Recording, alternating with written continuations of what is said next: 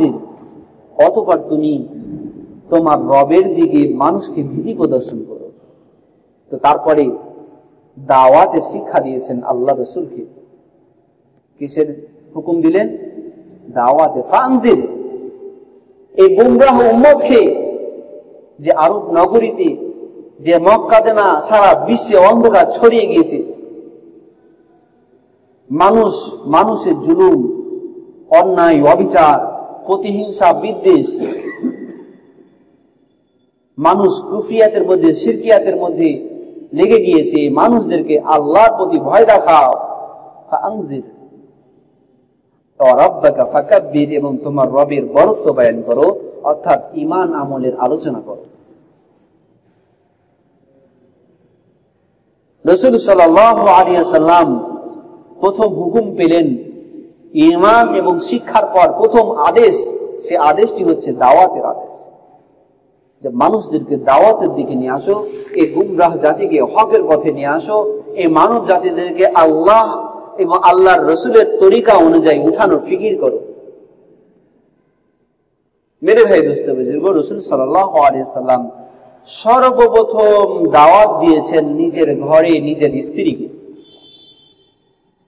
খাদিজাকে বলতেছে, আদেশ পাওয়ার পর ঘুম থেকে উঠেই তিনার আমল শুরু হয়ে গিয়েছে। ঘুম থেকে উঠেই খাদিজাকে বলতেছে, হে খাদিজা,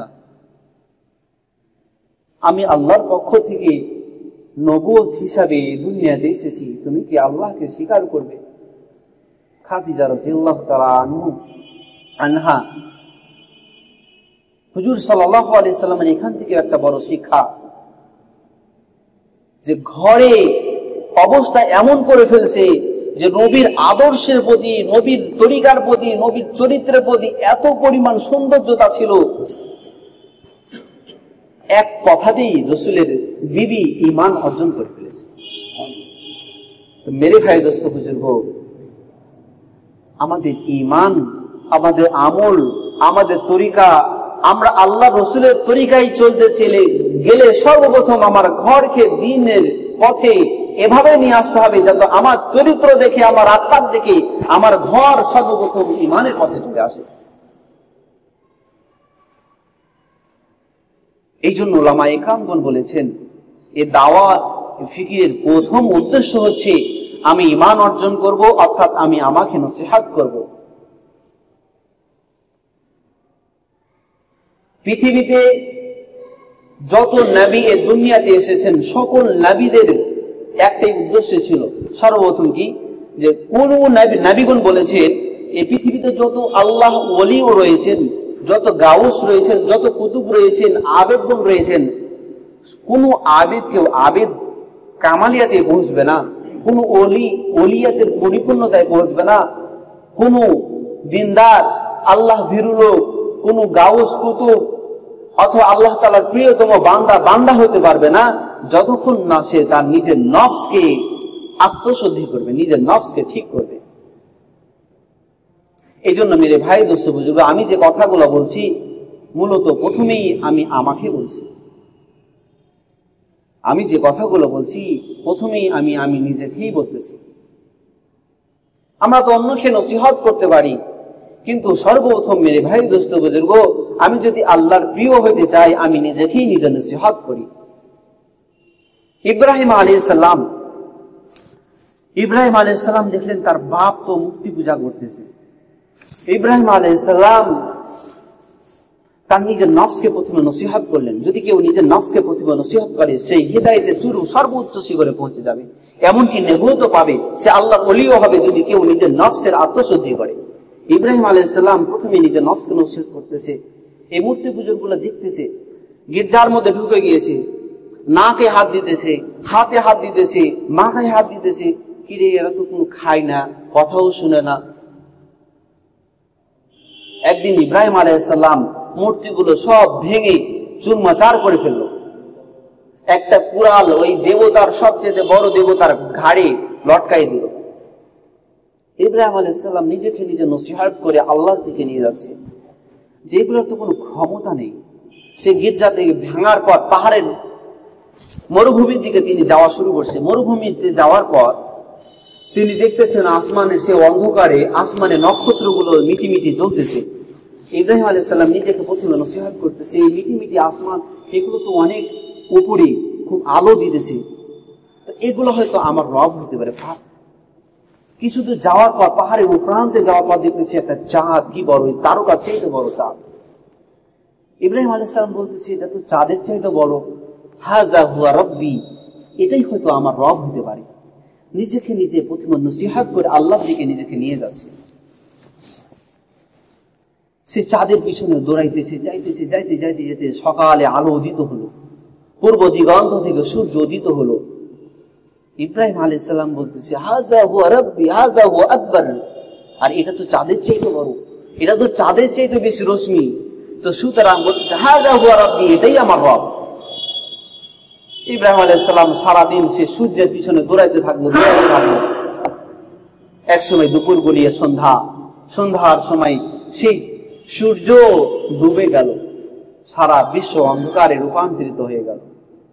ইব্রাহিম আলাইহিস সালাম এখন চিৎকার দিয়ে নিজেকে নসিহত করতেছে, ইন্নী ওয়াজ্জাহতু ওয়াজহিয়া লিল্লাযী ফাতারাস সামাওয়াতি ওয়াল আরদ, আমি আমার মনকে, আমি আমার দিনকে, আমি আমার আদর্শকে, আমি আমার সকল প্রকারের মত আদর্শকে সেই আল্লাহর দিকে রুজু করলাম, যে আল্লাহ এই চাঁদকে সৃষ্টি করেছেন, যে আল্লাহ এই জমিনকে সৃষ্টি করেছেন, যে আল্লাহ আসমানকে সৃষ্টি করেছেন, যে আল্লাহ এই চন্দ্র সূর্য সবকিছুকে সৃষ্টি করেছেন।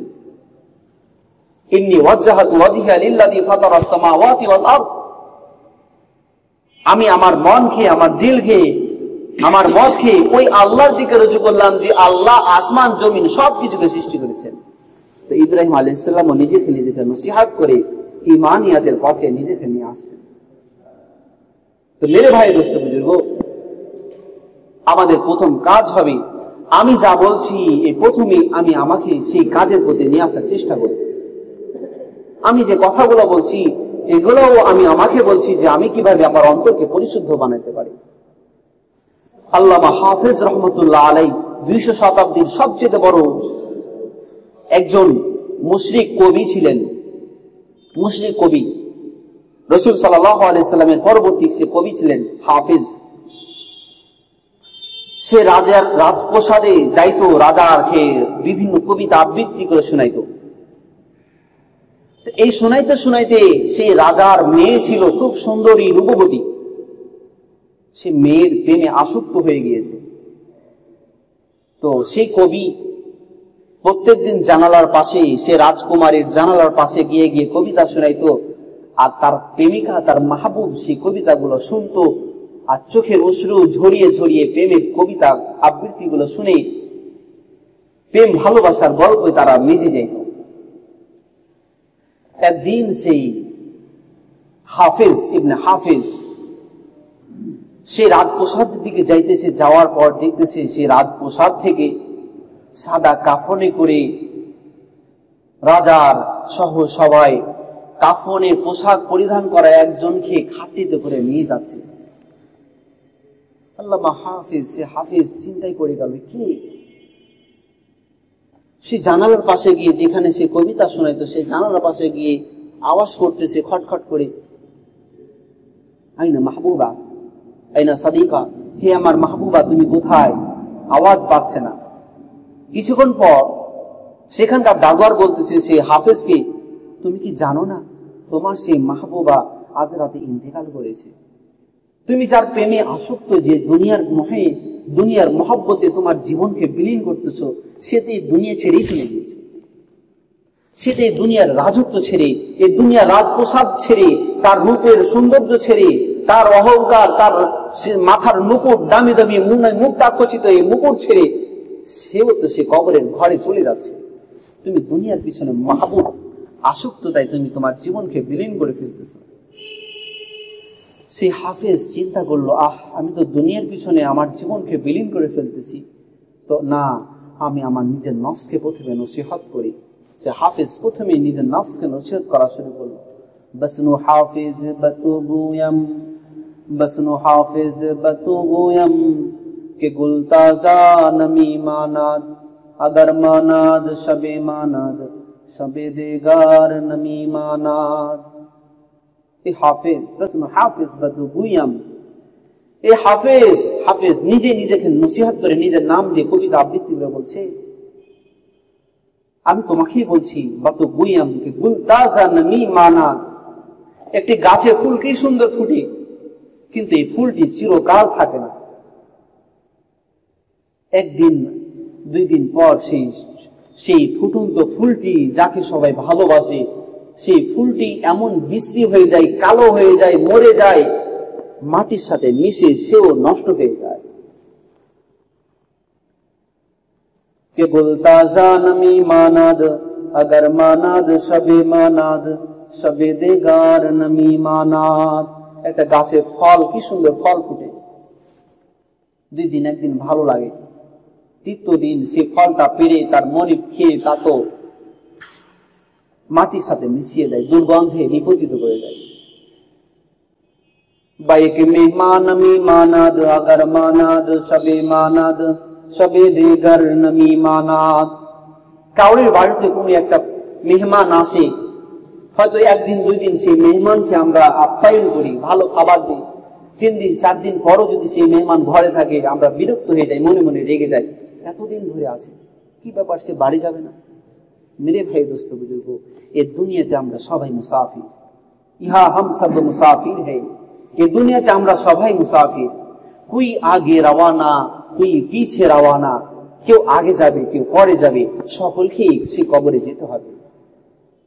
চল মুসাফির বদু থেরি, হে মুসাফির, হে পথিক, সে আখিরাতের ঈমান আমল আমরা জোগাড় করে ফেলি, সে আখিরাতের ঈমান এবং আমলের গাঁথরি আমরা বেঁধে নিই। চল মুসাফির বদু থেরি, রাস্তা বহুত দূর है, आज भी जाना कल भी जाना, जाना तो एक दिन है।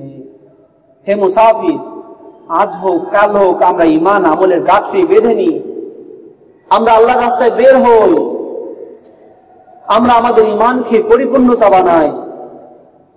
কষ্টে দুঃখে পেরেশানিতে সর্বহালতে সর্বপ্রকারের অভাব অনটনের মধ্যে আমি আমার মাকসাদ ঈমানের দিকে বানাবো, আমি আমার মাকসাদ আল্লাহকে রাজি খুশির দিকে বানাবো, আমি আমার মাকসাদ জান্নাতের দিকে বানাবো, আমি আমার মাকসাদ জাহান্নাম থেকে বাঁচার পথকে অবলম্বন করব।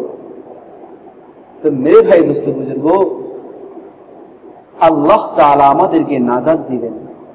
এই দুনিয়ার সফলতা কি, এই দুনিয়ার কামিয়াবি কি, এই দুনিয়ার রাজত্ব সিংহাসন এগুলা কামিয়াবি না। আল্লাহ বলছেন ফামান যুহজিহা আনিন নার, যে ব্যক্তি জাহান্নামের আগুন থেকে বেঁচে গেল, ফামান যুহজিহা আনিন নার ওয়া উদখিলাল জান্নাহ, এবং সে জাহান্নাম থেকে বেঁচে জান্নাতে গেল, ফাকাদ ফাজ, সে দুনিয়া আখিরাতে, শুধু আখিরাতে নয় সারা বিশ্বের মানুষের কাছে সবচেয়ে সফল কাজ অর্জন করলো।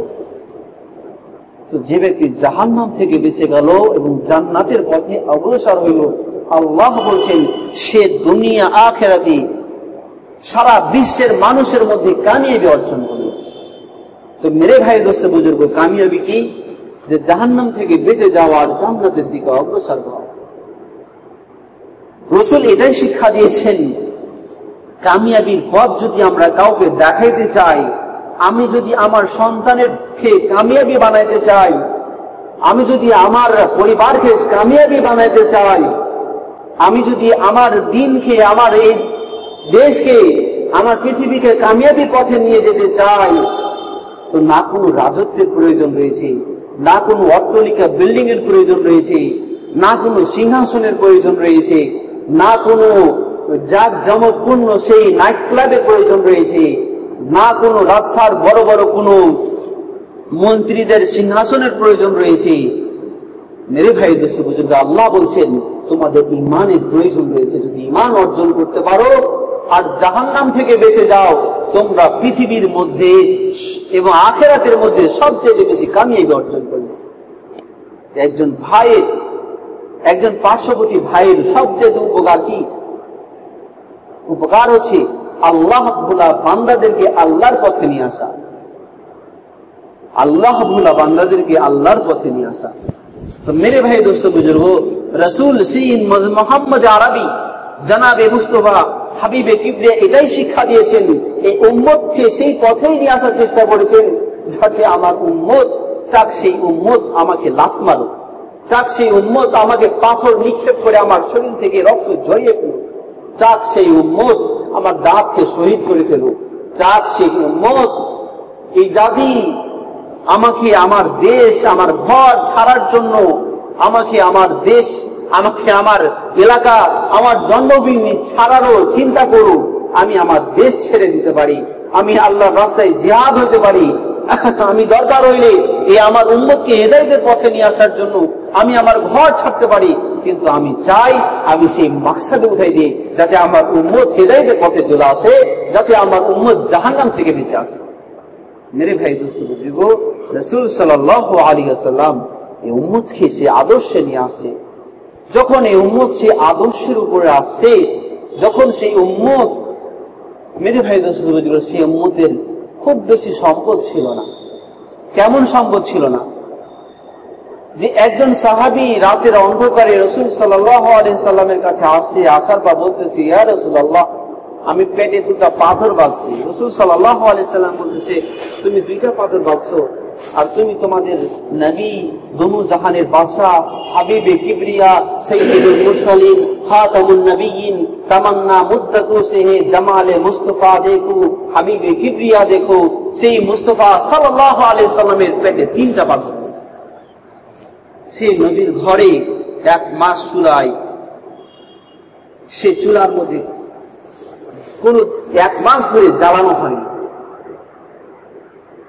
মেরে ভাই দোস্ত বুজুর্গ, সেই রসুল এই গরিবের অবস্থার মধ্যে এই উম্মতের মধ্যে আখলাকের দ্বারা, তার ঘরের মধ্যে নিজের চরিত্র সৌন্দর্যের দ্বারা, হুসনে আখলাক কিন্তু সবচেয়ে বড় দায়িত্ব দরকার। আমরা যদি এই ফিকির নিয়ে আসতে চাই, সর্বপ্রথম আমার দরকার, রসুল যেহেতু ঘরেই সর্বপ্রথম এমন আদর্শ এমন আখলাক দেখাইছে যে তার ঘরের বিবি সর্বপ্রথম তার প্রতি ঈমান আনছে। হুসনে আখলাক ইকরামুল মুসলিমের সবচেয়ে বড় শিক্ষক হুসনে আখলাক। আল্লাহ রাসূল বলতেছেন, লা ইউমিনু আহাদাকুম, তোমাদের মধ্যে ঈমানদার নয় ওই ব্যক্তি ততক্ষণ পর্যন্ত যতক্ষণ না আমি আমার আত্মীয়তা সম্পর্ক ঠিক না রাখি। তো মেরে ভাই দোস্ত বুজুর্গ, রাসূল সাল্লাল্লাহু আলাইহি সাল্লামের ঘরে তার মেয়ে আসে, আলী পাঠিয়ে দিয়েছে, ইয়া আলী। আলী বলতেছে তার মেয়ে তার বিবিকে, হে ফাতেমা, তুমি যাও তোমার বাপের ঘরে, যাও কিছু খাবার নিয়ে আসো। হুজুরের মেয়ে ফাতেমা একটা বোরখা পরিধান করে, মোটা কাপড়ের চটের বোরখা পরিধান করে, খেজুরের বাগানের পাশ দিয়ে মদিনা মসজিদের মেহরাবের পাশে তার পিতার ঘর, জীর্ণ শীর্ণ ছোট ঘরে দরজার কাছে হাজির, বলতেছে, আইনা ইয়া আবি, হে আমার পিতা আপনি কোথায়?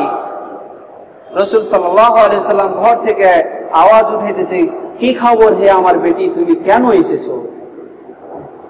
রাসূল সাল্লাল্লাহু আলাইহি সাল্লাম এত হুসনে আখলাক ছিলেন যে রাসূল যখনই দিন দিতেন, কোন দিন দিতেন, আমাদের ঘরে যদি কোনো মেয়ে আসে আর যদি বলি, আর সেই মেয়ে আসার পর যদি বলে, বাবা আমাকে আমার একটি সুকেস বানিয়ে দেন, একটি খাট বানিয়ে দেন, আর যদি আমরা না দিতে পারি রাগান্বিত হয়। আর ওই সময় যদি বলি, মা হে আমার বেটি, তুমি সে সুকেস খাটটা না নিয়ে তোমাকে আমি 4টা আমল শিক্ষা দিই, তো সে মেয়ে তো ঈমান আনা তো দূরে থাক, আরো আমাদের প্রতি ক্ষিপ্ত হয়ে যাবে। কেন? মেরে ভাই বুঝতে বুঝবো, আমরা সেই আখলাক অর্জন করতে পারিনি, আমরা সে রসুলের আদর্শের প্রতি এখনো আসতে পারিনি। আমাদের দুর্বলতা রয়েছে, আমাদের অনেক দুর্বলতা রয়েছে। তো রসুল কি বলতেছেন, হে আমার বেটি, হে আমার বেটি, তুমি আসছো, তুমি চাচ্ছ যে তোমাকে আমি একটি বকরি দিই আর কিছু আটা দিই, সেই বকরি এবং আটার চাইতে অতি উত্তম কি তোমাকে 4টি আমল শিক্ষা দিব? যা এই দুনিয়ার আসবাবের চাইতে অতি দামি। রাসূল সাল্লাল্লাহু আলাইহি সাল্লাম শিক্ষা দিলেন 4টি আমল, সুবহানাল্লাহ, আলহামদুলিল্লাহ, সুবহানাল্লাহিল আযীম, সুবহানাল্লাহি ওয়া বিহামদিহি। হযরত ফাতেমা এই আমলটি নিয়ে, এই সম্পদ নিয়ে ঘরে চলে গিয়েছে। তার স্বামী আলী ঘরের দরজার কাছে দাঁড়িয়ে আছে, হাসান হুসাইন কাঁদতেছে, দরজায় খটখট করছে। আলী বলতেছে, হে ফাতেমা, কি নিয়ে আসছো? প্রথমেই ফাতেমা বলতেছে তার স্বামীকে যে, হে ফাতেমা। ফাতেমা তার স্বামীকে বলতেছে, হে আমার স্বামী, আমি তো গিয়েছিলাম আমার বাপের ঘরে কিছু আটা আর বকরি আনতে। আমি এই দুনিয়া নিয়ে আসতে যে আমি কিছু আমল নিয়ে আসছি, 4টা আমল নিয়ে আসছি। আলী রাদিয়াল্লাহু তাআলা আনহু কি আদর্শবান ছিলেন। আজকের জামাইরা মানবে? গালি দেওয়া শুরু করবে, কিসের শ্বশুরেরা? হ্যাঁ, ক্ষুধায় 4 দিন ধরে ক্ষুধা আছি, কিছু খাবার আনতে পাঠাইছি, খাবারটা আনতেছে না। সে আলী বলতেছে, কতই উত্তম আমার শ্বশুর, কতই উত্তম আমার আহলিয়া, যে সে দুনিয়া আনতে গিয়ে দিন নিয়ে আসছে। মেরে ভাই দোস্ত বুজুর্গ, একদিন ঘরে, আলীর ঘরে একটা ভিক্ষুক চলে আসছে। ভিক্ষুক আসার পর আলী বলতেছে তার সন্তানকে, হাসান অথবা হুসাইনকে, হে হাসান, যাও তোমার মাকে যা বলো। আমি তো তখন হযরত আলী রাদিয়াল্লাহু তাআলা আনহু মক্কা নগরীর মুসলিম উম্মাহ খলিফাতুল মুসলিমিন ছিলেন। আলী বলতেছে, হে হুসাইন, তুমি তোমার মাকে যা বলো যে একটা ভিক্ষুক আসে, আমাদের ঘরে না 7টা দিরহাম আছে, 7 দিরহাম থেকে একটা দিরহাম যেন দিয়ে দেয়। হাসান তার মাকে যে বলতেছে, আব্বু বলেছে আমাদের ঘরে 7 দিরহাম রয়েছে নাকি, সেখান থেকে একটা দিরহাম সে ভিক্ষুককে দিয়ে দিতে। ফাতেমা বলতেছে, তুমি তোমার বাপকে যে বলো, তোমার বাপ তো বলেছিল রাত্রের বেলা যে এই 7 দিরহাম দিয়ে আমাদের ঘরে তো খাবার নেই, সকালবেলা আটা কিনবে, তোমরা খাবে, আমার সন্তানরা খাবে। তো তোমার বাপকে স্মরণ করিয়ে দাও যে এই 7 দিরহাম দিয়ে আটা কিনতে চেয়েছিল। হাসান বাপের কাছে গিয়ে বলতেছে, মা, হে আমার পিতা, আপনি নাকি বলেছিলেন এই 7 দিরহাম দিয়ে আপনি আটা কিনবেন, আমাদের ঘরে তো খাবার নেই। আলী বলতেছে, হে হাসান, তোমার মাকে যে বলো সে 1 দিরহাম না, সে 7 দিরহাম যেন সে ভিক্ষুককে দিয়ে। মেরে ভাই দোস্ত বুজুর্গ, তাদের ঈমান, তাদের মেহনত, তাদের আদর্শ এই ধরনের হয়েছে যে তাদের হাসনা আখলাক, তাদের চরিত্র এইভাবে বানিয়ে ফেলেছে যে তাদের মেয়ে, জামাই, শ্বশুর, শাশুড়ি সবাইকে যখন ঈমান এবং আমলের কোনো কথা বলা হয়েছে তারা সাথে সাথে তা গ্রহণ করে ফেলেছে। এই জন্য আল্লাহ বলছেন, উদউ ইলা সাবিলি রাব্বিক, তোমরা মানুষদেরকে দাওয়াত দাও হকের দিকে। কিভাবে? প্রথম নম্বর বলছে বিল হিকমা, হিকমতের দ্বারা। তো মানুষকে দাওয়াত দেওয়ার সর্বপ্রথম যেই পদ্ধতিটা আল্লাহ বলছেন, এটা রাসূলও বলেননি, সরাসরি আল্লাহ বলছেন পবিত্র কোরআনের সূরা বাকারায়, তরিকা বাতলি দিচ্ছেন মানুষদেরকে দাওয়াত। আমরা দাওয়াত দিই, কিন্তু আমরা তরিকা অনুযায়ী, রাসূলের তরিকা অনুযায়ী দাওয়াত দিই। আমরা যদি রাসূলের তরিকা অনুযায়ী দাওয়াত দিই, আমার বিবিও আমার গোলামে আমার প্রত্যেকটা কথা মানতে বাধ্য থাকবে। আমার ছেলে, সন্তান, আত্মীয় স্বজন, পরিবার পরিজন এবং যাকেই দাওয়াত দিব, সে শুধু তাকে বলা লাগবে না, সে আমার চেহারা দেখেই ইসলামের পথে চলে আসবে। রাসূলের আদর্শ এই ছিল। তো আমরা এগুলা শিখি। তো আল্লাহ বলছেন, তোমরা মানুষদেরকে দাওয়াত দাও, উদউ ইলা সাবিলি রাব্বিক, তোমরা মানুষদেরকে আল্লাহর রবের পথের দিকে দাওয়াত দাও, বিল হিকমা, 1 নম্বর হচ্ছে হিকমতের মাধ্যমে। হযরত মাওলানা জুবাইর সাহেব এবং ইউসুফ রহমতুল্লাহ আলাইহি বলেছেন, তিনার কথা নকল করে বলেছেন, দাওয়াতের হিকমত কি? মেরে ভাই দোস্ত বুজুর্গ, দাওয়াতের হিকমত হচ্ছে আমরা তবকাওয়ারি দাওয়াত দিব। তবকাওয়ারি মানে দুনিয়ার বড়, দিনের বড়, কামের বড়, এই সবগুলোকে আমরা খেয়াল রেখে দাওয়াত দিব। তো দেখবেন মেরে ভাই দোস্ত বুজুর্গ, যে মাপের, যে মানের, সে মান অনুযায়ী যদি আমরা দাওয়াত দিই, তো আমাদের দাওয়াত গ্রহণ করবে। আর দ্বিতীয় নম্বর হচ্ছে হুসন আখলাক, উত্তম চরিত্র, ইকরামুল মুসলিমিন। এই জিনিসগুলো যদি আমরা ফলো করি মেরে ভাই দোস্ত বুজুর্গ, আমরা আল্লাহর দ্বীনের দিকে মানুষকে দাওয়াত দিলে রসুল যেভাবে এই কামিয়াবির পথে সারা বিশ্বকে নিয়ে আসছে, আমরাও সে বিশ্বে সেই রসুলের আদর্শ অনুযায়ী এই বিশ্বকে দাওয়াতের পথে নিয়ে আসতে পারবো। এটা হচ্ছে ইকরামুল মুসলিমিন। আরেকটি হচ্ছে তাসহিহ নিয়াত, নিয়াতকে শুদ্ধ করা। আমাদের নিয়াতকে শুদ্ধ করতে হবে। আমরা যা কিছু করব আল্লাহকে রাজি খুশি করার জন্য করব। আল্লাহ যদি রাজি খুশি হয়ে যান, মাল্লাহুল মাওলা ফালাহুল কুল, যার জন্য মাওলা হয়ে গেল এই আসমান এবং জমিনের যা কিছু রয়েছে সবকিছু তার জন্য হয়ে গেল। তো মেরে ভাই দোস্ত বুজুর্গ, আমরা আল্লাহকে রাজি খুশি করে নবীর আদর্শ মেনে এই দাওয়াতের কাজ করতে রাজি আছি তো ভাই? নবীর আদর্শ কি?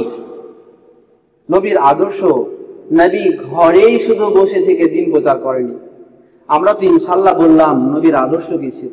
নবীর আদর্শ ছিল যে রাসূল সাল্লাল্লাহু আলাইহি সাল্লাম এই দিন প্রচারের জন্য নিজের ঘর ছাড়ছে।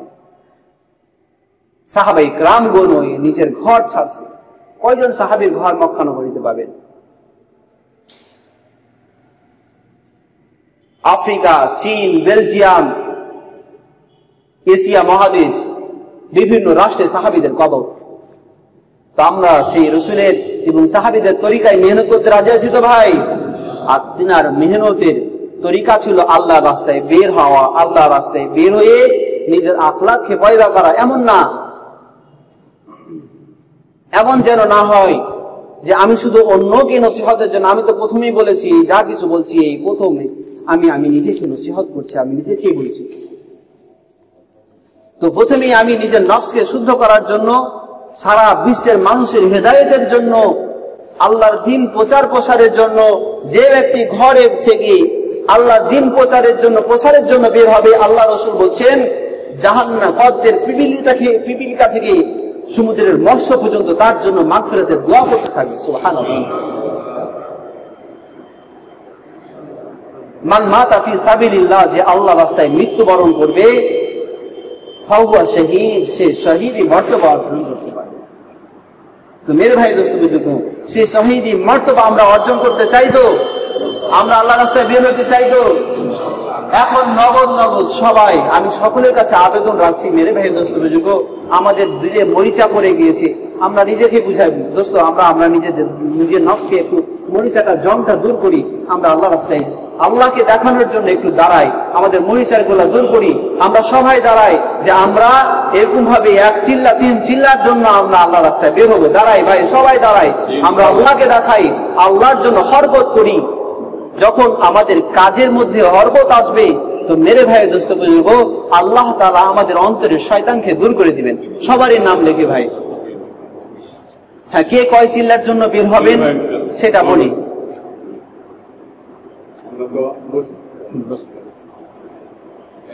আমার তো কুরবানির পর থেকে সকলে নিয়ে করতে, আমি কুরবানি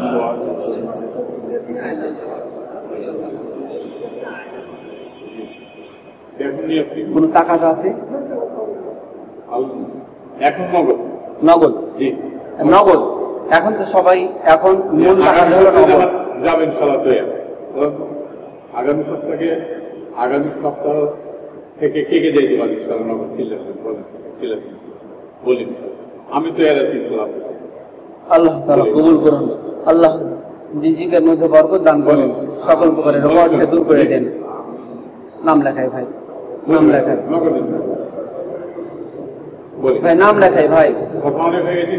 অনেক কথা হয়েছে ভাই। কে আছে ভাই? আগামী সপ্তাহ থেকে চিল্লার জন্য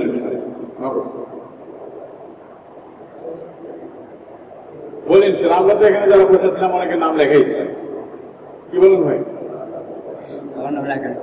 জি, আল্লাহ তাআলা কবুল করুন, আল্লাহ তাআলা যেন জানে মানে বরকত দান করুন, আল্লাহ তাআলা কাজ এবং